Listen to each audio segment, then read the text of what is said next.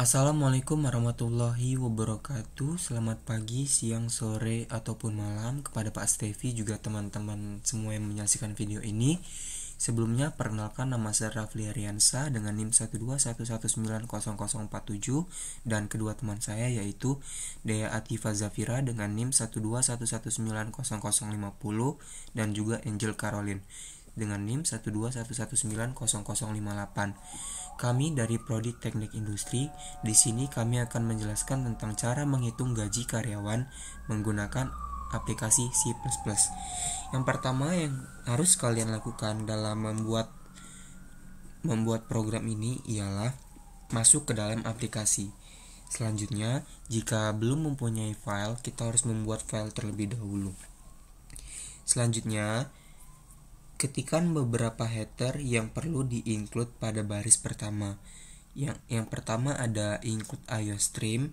Ini berfungsi sebagai proses input juga output. Lalu baris kedua ada include conio.h. Fungsinya gets bila menggunakan bordel C++. Lalu ada include string. Include string agar program bisa membaca dengan tipe data string. Lalu selanjutnya kita gunakan name std, using name std yang ini. Lalu kita ketik int main, lalu di bawahnya ada char status juga do while. Di sini kami menggunakan do while. Nah, di sini lanjutannya.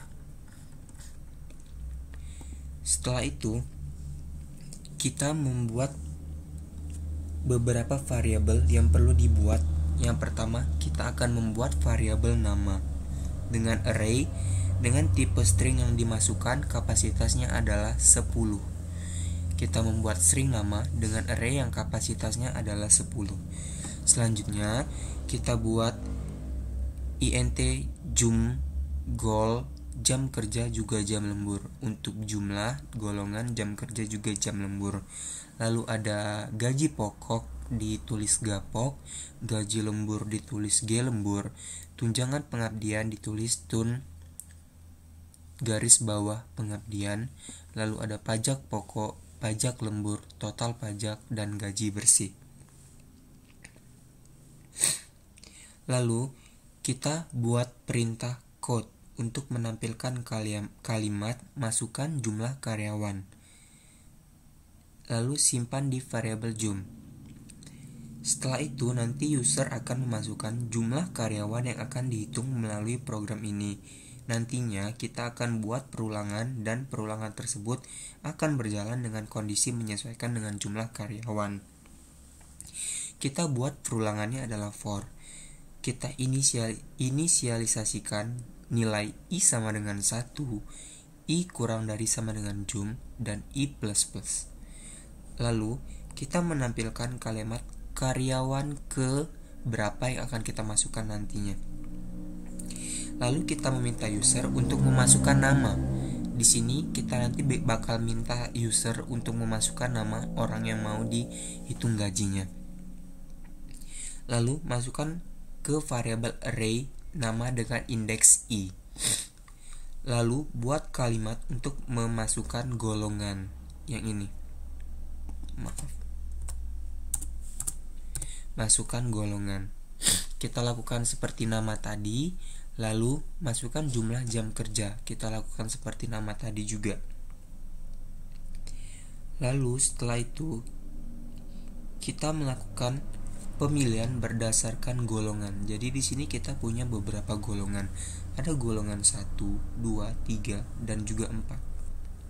Default itu ada gapok dan juga tunjangan pengabdian. Setelah selesai buat perintah default gapok, jika user memasukkan golongan yang salah, maka gapoknya jadi 0 dan tunjangan pengabdian juga 0. Jika kita sudah berhasil membuat pemilihan dengan switch case, jadi kita sebagai pengguna masukkan golongannya, maka gapok dan tunjangan akan dipilih berdasarkan golongan tersebut, berdasarkan data di atas ini. Lalu tahap selanjutnya membuat perhitungan jam lembur. Di sini Seperti pada rumus yang sudah dijelaskan bahwa jika seorang karyawan mempunyai jam kerja di atas 125 jam dalam sebulan, maka sisa jam yang dihitung adalah jam lembur. Di sini kita akan membuat percabangan if untuk menentukan jumlah jam lembur berdasarkan inputan dari user. Jadi, ketika user menginput jam kerja, maka kita akan membuat kondisi di sini. Jika jam kerja yang diinput oleh user itu lebih dari 125, maka kita akan menghitung jam lembur dikurangi jam kerja. Semisal 126 jam dikurang 125, berarti jam lembur yang dia punya itu adalah 1 jam. Jika tidak memenuhi kondisi tersebut, maka kita tinggal buat saja jam lemburnya adalah 0. Seperti ini. Nah, baik, kita sudah buat percabangan untuk jam lembur. Selanjutnya, kita akan buat rumus untuk gaji lembur sama dengan jam lembur dikalikan dengan 20.000. Di sini, untuk mendapatkan gaji lembur, kita harus mengkali antara jam lembur dikali dengan 20.000. Nah, di sini kita akan membuat pajak gapoknya itu adalah 0,05%. Untuk penghitungan pajak gapok itu dari 0,05% dikali dari gaji pokok. Lalu, untuk pajak lembur itu sama seperti pajak pokok namun dikali gaji lembur. Lalu, untuk total pajak itu adalah pajak pokok ditambah dengan pajak lembur. Dan untuk menghitung gaji bersih, yang kita lakukan adalah memasukkan rumus ini. Ada gaji pokok ditambah tunjangan pengabdian ditambah gaji lembur dikurang total pajak. Di sini kita buat garis baru dan selanjutnya kita tinggal mencetak kalimat program menghitung gaji karyawan. Nah, lalu untuk menampilkan data yang sudah tersimpan di dalam array, kita gunakan perulangan for kembali untuk menampilkan datanya. Seperti yang bisa kita di sini. Ini kita gunakan perulangan for. Di sini kita masukkan kalimat karyawan ke berapa, misal ke 1. Kemudian kita masukin namanya, masukkan gaji pokoknya, lalu gaji lembur, pajak gaji pokok, pajak lembur, total pajak, tunjangan pengabdian juga gaji yang diterima. Setelah itu kita buat garis baru seperti ini. Sekarang coba kita save programnya. Lalu kita ini ya kasih gauge. Di sini while ada lanjutan dari do. Seperti ini. Jadi kita menggunakan program do while juga. Setelah jadi semuanya, maka tinggal kita save saja programnya. Kebetulan punya saya sudah saya save, jadi bisa langsung kita coba saja.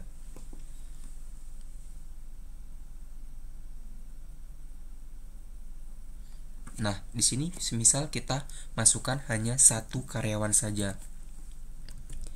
Masukkan nama semisal Rafli. Golongannya golongan keberapa? Golongannya golongan keempat. Lalu jam kerjanya 1.27, misalnya dia lembur. Nah, di sini kita akan keluar datanya seperti ini.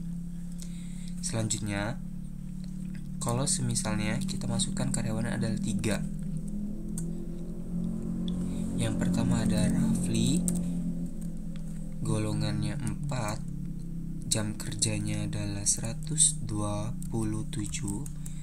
Lalu karyawan kedua ada Angel, golongannya adalah 3, dia bekerja tanpa lembur. Lalu yang ketiga ada Dea, dia golongannya 2, dia bekerja lembur selama 1 jam. Nah, maka akan keluar nama, gaji pokok, gaji lembur, gaji pokok, pajak lembur, total pajak, tunjangan pengabdian, dan juga gaji yang diterimanya. Begitupun dengan Angel juga Dea. Nah, selanjutnya kalau salah bagaimana? Seperti ini. Masukkan misalnya 1 karyawan, Rafli. Nah, kan selanjutnya yang diminta adalah masukkan golongan, tapi kita salah, masukinnya adalah nama lagi, Dea. Nah, maka dia gaji pokoknya nggak ada, pajak gaji pokok nggak ada, lalu tunjangan pengabdian juga nggak ada. Beginilah kira-kira kalau dia salah. Nah, mungkin hanya itu yang dapat kami sampaikan. Kami akhiri. Wassalamualaikum warahmatullahi wabarakatuh.